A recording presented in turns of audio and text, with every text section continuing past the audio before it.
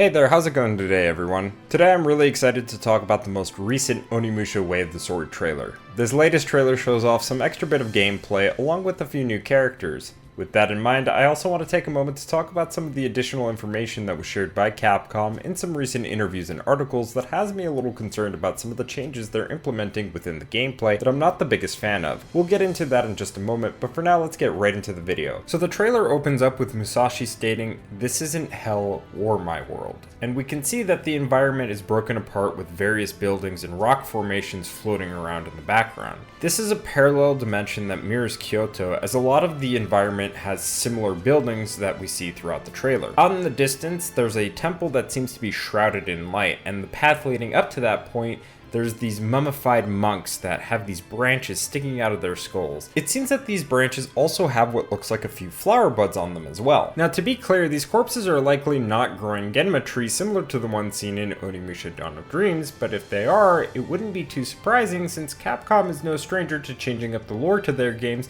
to at least fit the latest entry in any given series. So it's entirely possible that we are seeing the early formation of these trees, which is quite different from how they formed in Dawn of Dreams, given that in that game, the Genma needed a large amount of corpses and human souls to form them. So for now, we'll just assume that these are the early formations of these trees. Now we see Musashi is inspecting one of the monks, and he's questioning what kind of place he's in. It's interesting to note that each one of these monks has a number of Buddhist staffs and candles placed around them, almost as if there's a ritualistic purpose to them, perhaps signifying death. The only thing though is that it's a little unclear if these are the corpses of humans or Genma. I'm also curious if they'll reanimate and become a type of enemy that Musashi will have to face later on. Speaking of enemies, in our next shot we see a similar scene from the character reveal trailer where the Hitosu Megasa run out of a building to confront Musashi. It almost feels like what Musashi was going through in the human world, he'll be going through the same or similar experiences in this parallel one. Now from a gameplay standpoint, this is going to be one of the few possible ways that the Genma will spawn in for fights with Musashi, since we did see in a previous trailer that they can also spawn in from these bleeding clusters that form in the sky, aside from just storming into the area to challenge him directly. Also, just before we see Musashi clashing swords, we can see more of the environment, and what I find really interesting here is that there are parts of the environment that have this gold inlay, and I'm not really sure what significance it holds to the story, if any at all, but I thought it was a nice little visual detail that they've added to give the environment some more color. It also seems like there are some gold particles floating into the air. That's likely just an extra visual detail, although it's not entirely impossible that the gold we see throughout the environment serves some kind of visual purpose, since the concept of gold being used by the Genma has been seen before in both Onimusha 2 and the Netflix anime. Anyway, we see a few shots of Musashi pulling off some Isen attacks as he's mocking the Genma, saying that they're all show and that they don't stand a chance. We'll absolutely get more in depth with the Isen attacks because there was more information regarding the mechanic in some of the articles that we'll be talking about later on. The key thing to note here is that unlike previous entries, the screen won't flash white, but instead Musashi's sword will. This was likely done because the old Isen effect could have the potential to cause epilepsy, and I think just having the sword flash instead creates a similar effect whilst maintaining the visual style that Capcom is going for with this game in particular. Also, we get to see Musashi trip one of the enemies before doing a takedown Isen we've seen in one of the previous trailers. I'm curious what he does differently based on the enemies he's facing, because we've only seen him do this with Hitosu Megasa, so it'll be interesting to see the various animations tied to takedowns as we get more gameplay. After that brief segment of combat, we see this sort of effect around Musashi, and it manifests some sort of interactable orb that'll open up paths for Musashi to traverse through. It'll be interesting to see if we'll be able to take alternate routes with these, and if it could lead us to potential side objectives or items or even unlockables. What's interesting too is that the building that appears before Musashi also has a similar gold particle effect to the inlay we saw earlier, so maybe there's some kind of connection with that. Here in this next shot, we have our first look at a brand new enemy type called the Kubi Akari. They're described as having pale bluish skin and that they consume floating souls that Musashi needs for his gauntlet. They puff themselves up before firing blasts of energy at their prey. Despite their diminutive size, they are not to be underestimated. These enemies are similar to the Gyaran we've seen in previous entries, although what's different about these enemies in particular is that they will attack you with projectiles. Something else to point out with these enemies is based on their render on the official website, you can see that they go through 3 different stages, the first being a neutral or no souls absorbed stage, the second being a slightly puffed up stage, meaning that they've likely absorbed a very small amount of souls, and then the final stage where they're clearly fully charged up after absorbing a large amount of souls. What we don't know is if the souls that they absorb can be re-earned if you kill them, with the possibility of doubling the amount of souls earned with Isen attacks. We can see that Musashi is capable of deflecting their attacks, but with so much happening on screen, it's a little difficult to tell how many souls they leave behind on death, both normally and in their charge states. It's also interesting that they explode on death and will cause other Kubi Akari to explode as well. I wonder if their explosions will cause damage to other enemies that stand near them. Just a bit of a side tangent in regards to these enemies in particular, I am curious to know if their explosions can harm Musashi whenever he's performing an Isen takedown or finisher, or just any regular attack, because this was an issue that we've seen in Onimusha Dawn of Dreams, where there were specific enemies that could explode after killing them based off of an Isen, finisher, or just a normal attack that would cause the player to take damage as a result. And I'm hoping that that is not going to be the case with these particular enemies, but hopefully that's going to be addressed with either the next trailer or with the demo that will be at Gamescom 2025, which we will talk about later on in this video. Next up, we got this shot of another Oni Weapon. These appear to be some kind of dual clubs in the shape of dragon heads with orbs in their mouths. We can see that just before Musashi attacks with these weapons, that the Hitosumi Gasa that's directly in front of him seems to have his sword flash purple. My guess is that this sort of attack is an unblockable attack, which is why we can see Musashi make use of this new magic attack that we're seeing for the first time. I sadly can't pinpoint what kind of element these clubs are using based on their magic attack, but if I had to take a guess, I'm going to assume that these are earth related, seeing as how the orbs go from blue to this orangish brown color, and then the magic that actually hits the enemy has this glass shattering effect with more of that gold inlay that we see within the environment. We'll get back to the Oni weapons later, because that's where most of my concerns lie with this game. However, I don't want to get too ahead of myself just yet, so for now just know that we've officially seen our second Oni-based weapon. Up next, we have some gameplay showing off the boss fight with Daidara, the enemy that bears the most resemblance to iconic boss Osric from Onimusha Warlords. Daidara is described as a towering Genma that revels in wreaking havoc with mighty swings of its intimidating club. Constantly in the state of hunger, he seeks out sustenance with an obsessive fervor. What's interesting to note too with Daidara is that Capcom has confirmed that he has no relation to Osric whatsoever. They're apparently not even the same type of demon despite the uncanny resemblance. Which is a little unfortunate. I was hoping to see a closer connection to the old games with some of the enemy types, but it's not the biggest deal in the world. The cool thing we do get to see is after Musashi parries his attack, he does an attack which draws out blue and yellow souls from him. Notice that these souls aren't smaller like we've seen in previous trailers or throughout this trailer. These are the larger denominations, which I think is really cool that they burn brighter and they have more effects going on for them. This is another thing we'll touch on in a moment because it is tied to a brand new mechanic. In the meantime, we do get a cutscene of Daidara charging at Musashi, and the two are fighting in mid-air before Musashi deals the final blow. It cuts to black and we hear a voice calling out to Musashi, which it then cuts to another returning character to the series, Kojiro Sasaki. In Way of the Sword, they do use his other name, Ganryu, but even on the official website, they do note that he is also known as Kojiro. For sake of consistency and clarity, I will be referring to him throughout this video as Kojiro, since in every other appearance he's made throughout the series, he's referred to as such. So the first thing that I want to focus on is what Kojiro is saying to Musashi. He says that they both want the same thing, but there's only room for one at the top, and it won't be a coward who runs from duels. What Kojiro is referring to is being the best swordsman in Japan, since historically speaking, Musashi is celebrated as one of the greatest of all time in Japan. To go a little deeper into that, what that can mean for this game is that Kojiro has a gauntlet of his own, and it's mentioned that he is a being who is corrupted and actively enjoys using the power that it grants him, which is the polar opposite of Musashi, who avoids using the power unless absolutely necessary. Director Nihei also made a comment about how Kojiro is a psychotic samurai with a hint of insanity. Going off of this information, I think what Capcom is trying to do with this character this time around is essentially make him the equivalent of, say, Sephiroth from Final Fantasy VII, in the sense that Kojiro was at one point a sane character, but his obsession with being the best might actually make him believe that he's not only the best swordsman alive, but that he's the one true Oni, especially after obtaining an Oni Gauntlet of his own, which is likely what is causing him to lose his sanity. Before I get into talking about his gauntlet and the theory I have around it, I wanted to take a moment to talk about his design.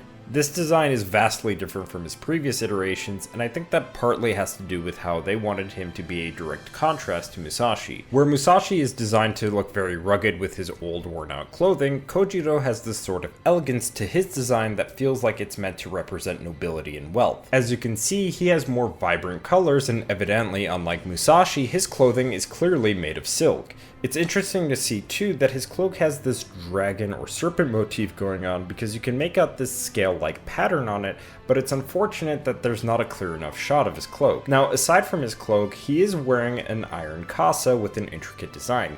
While they don't show it in the trailer, it can be destroyed, and I believe that's why we're seeing various shots of cutscenes with him having it on and off. He also says to Musashi that words never did work between us, did they? Implying that they fought before this encounter we see within the trailer.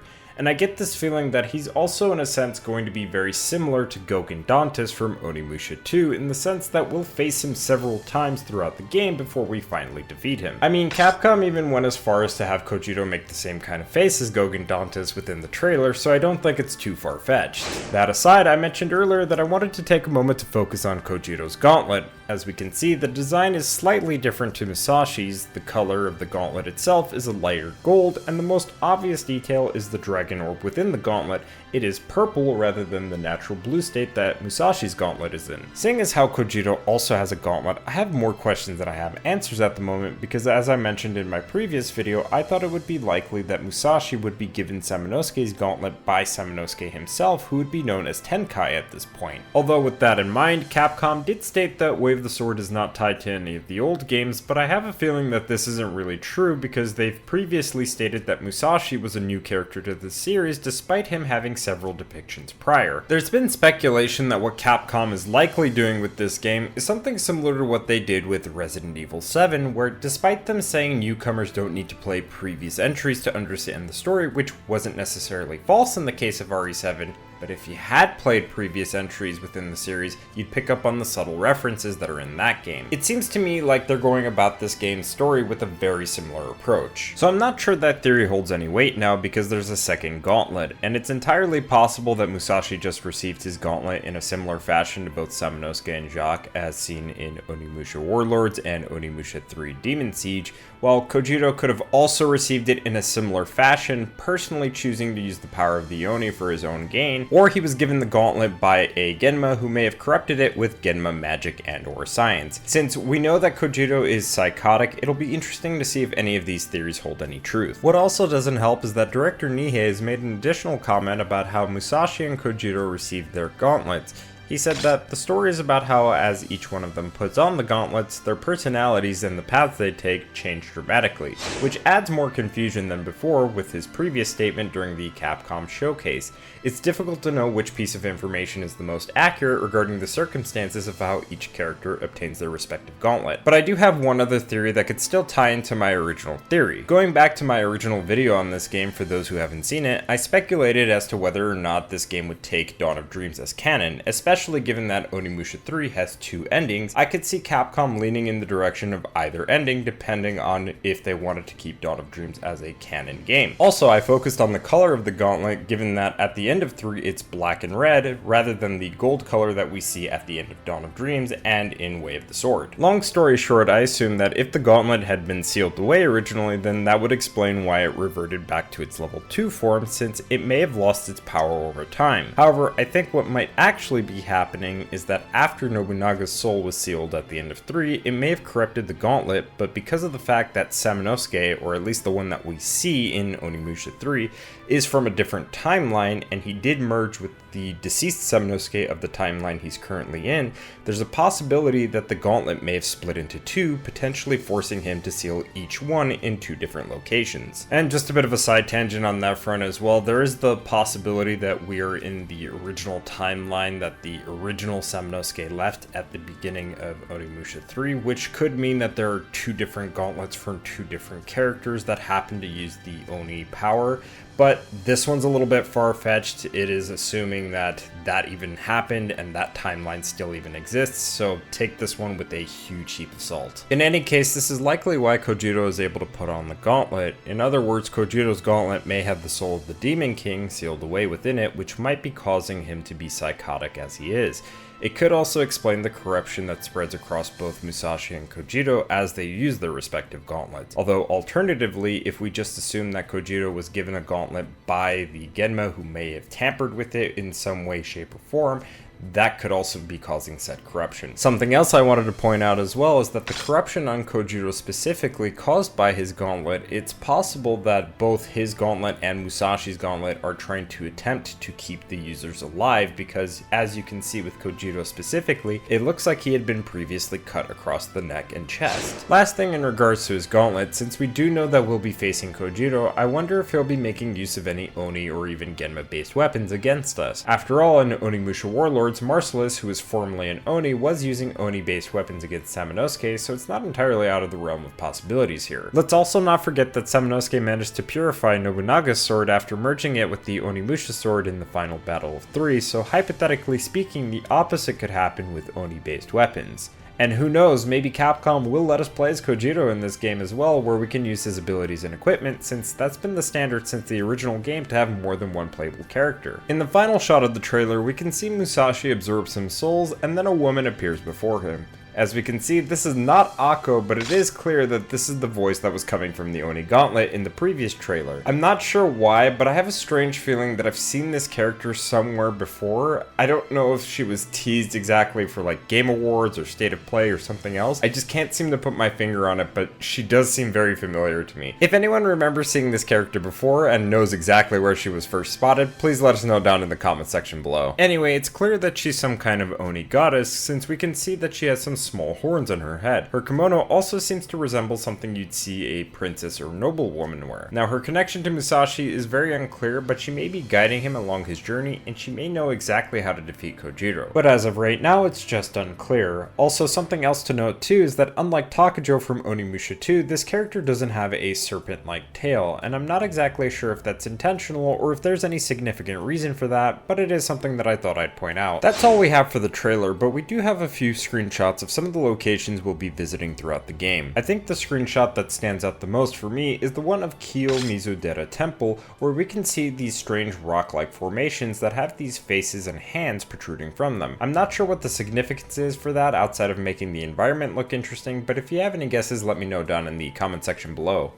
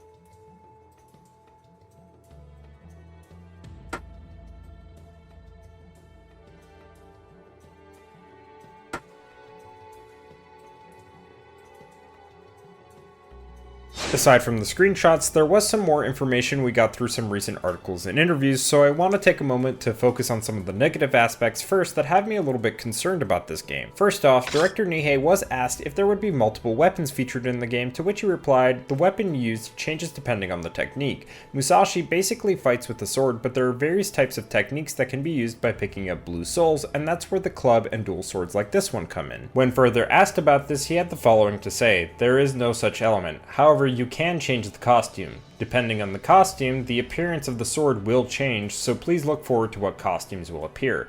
Which doesn't really sound good to me as a longtime fan of the series for a few reasons. The first being is that I'm not a fan of the weapons being tied to skills rather than them being used at any given moment like past entries. To me, this sounds like it would be very limiting, because even if we just consider that 2 of the 4 mainline games primarily had the main protagonist use swords, the lack of variety in the types of weapons we're allowed to use has me a bit worried. While we do technically have 2 other weapons besides the sword in this game, it's how they're being implemented that makes it sound like a bit of a regression in terms of gameplay. I think part of the reason why they're doing this is because of the omnidirectional blocking and parrying system that is being introduced into this game, which that alone is a really good change, but potentially at the cost of using other weapons besides the default sword. When I think about it, that's likely why they aren't doing the orb color changes like they have in past entries, because if you notice, when Musashi uses any of these Oni weapons in particular, he's not actively using them outside of these skills or techniques, so it makes sense why Capcom didn't implement the visual cue that we've seen in past entries. Part of me wishes that this was a translation error or some misinterpretation, but there's another article out there that not only confirms this further, but also points out that these weapons are tied to a cooldown and that the blue souls effectively no longer are for magic attacks, but are for these skills instead. Hey there, Dom here. I just wanted to correct myself regarding the article that I was talking about in this video. So there isn't a cooldown, but there is a skill bar that requires blue souls for it to fill up, and it's unclear if magic is returning in Way of the Sword.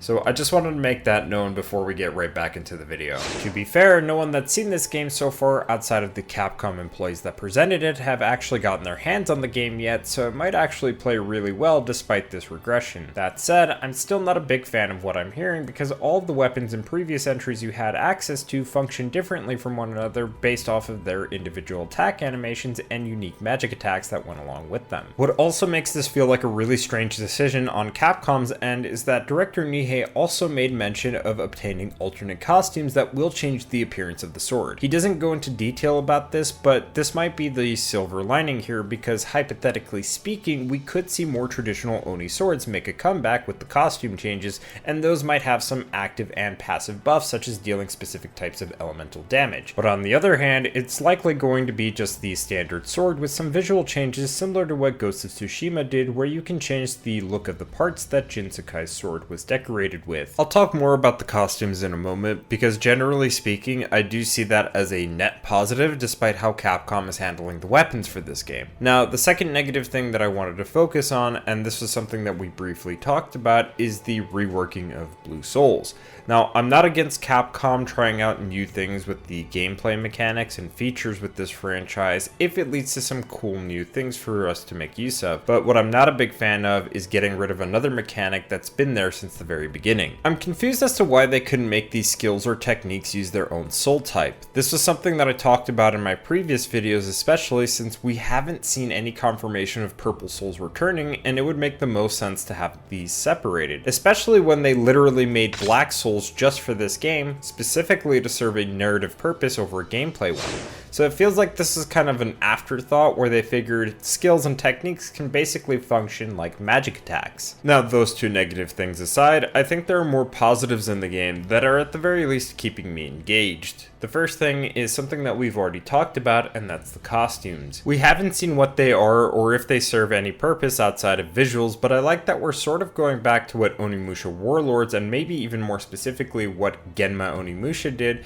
where Samanosuke had various sets of armor that primarily increased his defense, but there was also one in particular that had a special ability, and that was to prevent Gyaran from stealing away souls. If we're lucky, Way of the Sword might go back to something like that, leaning more into how Genma Onimusha Onimusha did it where not only did those armors have increased defense, but they were actually different sets of armor, unlike the vanilla game where they were just alternate colors of the default armor. That'd be really cool because I've been meaning to bring this up eventually, that it would be nice if Capcom were to include all the different armor or costume sets that Samanosuke, Jubei, Jacques, and Soki used in their respective games, including the ones that were exclusive to Genma Onimusha as either unlockables or DLC for the game. Now, realistically speaking, I highly doubt that we'll see the armors from the various games, but I do think that we'll see new armors that were made specifically for this game in mind, but with the added possibility of having save data transfer unlocks from Onimusha Warlords HD and Onimusha 2 Samurai's Destiny HD, where Musashi could at the very least have the costumes in reference to those two specific games. They'd likely also have either his Blade Warriors design or his anime design, if not both, as a pre-order bonus. It'd be a little unfortunate not to get anything in reference to Onimusha 3 or Dawn of Dreams, because as of right now, those are the only two major games in the franchise that haven't been remastered yet, but who knows, maybe we'll see those games come out just before the release of this game. Speaking of costumes, hypothetically speaking, Kojiro could also have them as well in a similar fashion to how Devil May Cry 5 handled costumes for non-playable characters like Trish, Lady, and Nico, where you could equip them and they would appear in the in-game cutscenes.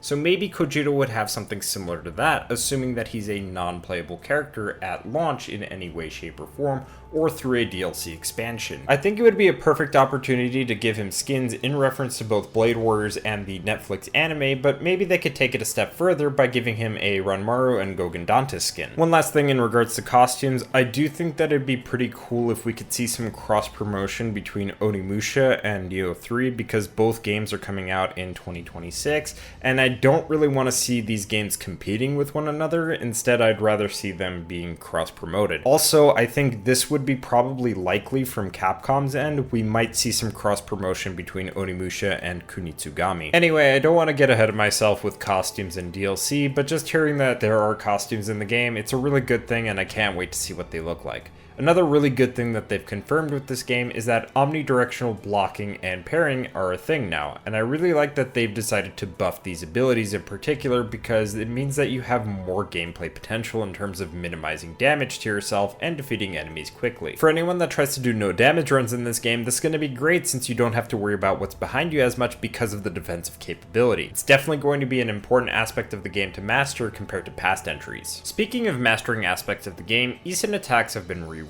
So we knew that Isin attacks were coming back to the game, but prior to all this information, we didn't know if there would be any changes made to the mechanic. Break Isins, or Kusushi Isins, are like your typical Isin attacks, but there's a catch. If you attack a specific part of the enemy's body, it will cut them from there, but if that part of the body has armor, they will take the hit. So now you have to think about how you're going to use your Isin attacks a little more strategically, which I think makes the Isin attacks feel a little bit more dynamic than they did before. Also, Chain Isins are confirmed to be back, but what we don't know is if there's going to be a cap on how many enemies you can defeat at once. I really do hope that we're going back to how broken Chain Isins were in Onimusha 3, because they were significantly nerfed in Dawn of Dreams, especially since they added a cap on how many enemies you could defeat at once with Chain Isins. They haven't said if Isin attacks will be omnidirectional as well, but just going off of the footage from the second trailer, I'm going to assume that they are, because you can see Musashi strafe backwards just to get some enemies with an Isin attack. The final positive thing that I wanted to talk about is regarding this new ability that allows you to do a special attack on bosses that can either deal a major amount of damage or a small amount of damage but draw out a lot of souls to make up for that. It seems it's a kind of posture mechanic that will either highlight different parts of a boss's body in red or purple, indicating when one of these attacks can be used. I think it's a pretty cool idea, and I can't wait to see how it's like in action. Now, I know some people hear posture and instantly assume that this game still sounds like a Souls-like game, but based on what was said about it by anybody who saw the demo behind closed doors, the general consensus was that the game still looks like it plays like the old games, but with a modern touch. Director Nihei also addressed the criticism regarding the game looking like a Souls-like by stating, "Onimusha Way of the Sword isn't an open world game, and it certainly isn't a punishing die and retry Souls-like game either. While there's no doubt seasoned action game players will be able to enjoy it, our goal was to make a game which gamers who don't consider action games as their forte will also have fun playing. In Way of the Sword, our main focus was to express the clashing of blades through the action." And that's pretty much the impression that I've gotten since the initial gameplay that was shown in the first major trailer. Now, of course, the key word here is that it looks like that, and I have to emphasize that no one who saw this game behind closed doors actually got to play it. On the bright side, there is some good news regarding that. Onimusha Way of the Sword, along with Resident Evil Requiem, will be playable at Gamescom 2025 to the public, and because of that, I decided that I would go to Gamescom this year so I can get a chance to play both games. I'll talk about Resident Evil in a separate video. For now, I just want to focus on talking about Gamescom specifically. I'll be sharing my experiences with both demos once I return from my trip to Germany. Unfortunately, I have no idea if I'll be able to record footage, primarily because I don't have a laptop and portable capture card to use currently, and I'm not sure if they would let me record footage anyway without being accredited, which I did submit an application for and got denied, likely due to the small subscriber count that my channel has. Aside from that, I'm not exactly sure how that all works because I've never been to a gaming event like Gamescom before. It'd be super cool to get the chance to record footage of my own of all the games I plan on playing for the one day that I'll be at the event, but there's likely a possibility that I won't be able to. Again, not really sure how that all works, so at the very least, if I can, I'll absolutely upload footage to the channel, but if not, then I'll at least talk about my experiences with Onimusha and Resident Evil since I'll have hands-on with both games. With that all said, I'd really like to know what you all think of the latest trailer for Onimusha Way of the Sword. What are your thoughts on the new Oni Weapon we saw? Do you have any ideas as to what's going on with Kojiro and his Gauntlet? Also, what are your thoughts on the additional information we got? Let me know down in the comment section below, and if you haven't already, feel free to give this video a like, share it, and maybe even consider subscribing. But for now, I'll see you all in the next one. Ja, matane.